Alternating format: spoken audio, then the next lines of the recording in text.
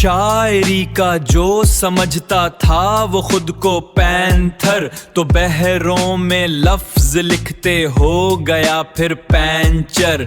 जब कहीं एक जो कहे फिर शेर से उसने वहाँ शेर था, या फिर बड़ी हम काफिया सी एक नसर। तो किया लोगों ने वावा था जरूरी जो बड़ा, बूंगियां सी मारने की ना मगर छोड़ी कसर। थी इधर उधर की बातें चटपटर ही चटपटर, था न कोई जो मगर उनमें बड़ा ही पुर असर।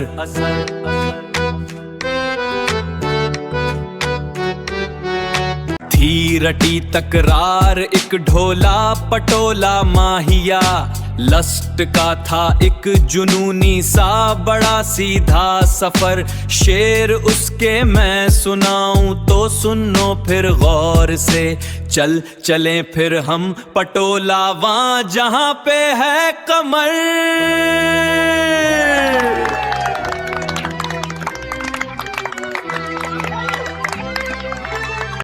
लोग ना होंगे वहां पर जो कहें भी फिर मगर, तू करेंगे फिर जो पप्पियां टच करूं तेरी कमर।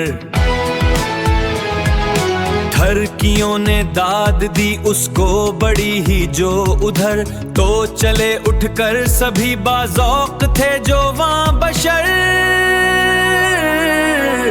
पैंथर शायर, पैंथर शायर, पैंथर शायर, पैंथर शायर, पैंथर शायर, पैंथर शायर, पैंथर शायर, पैंथर शायर, पैंथर शायर, पैंथर शायर।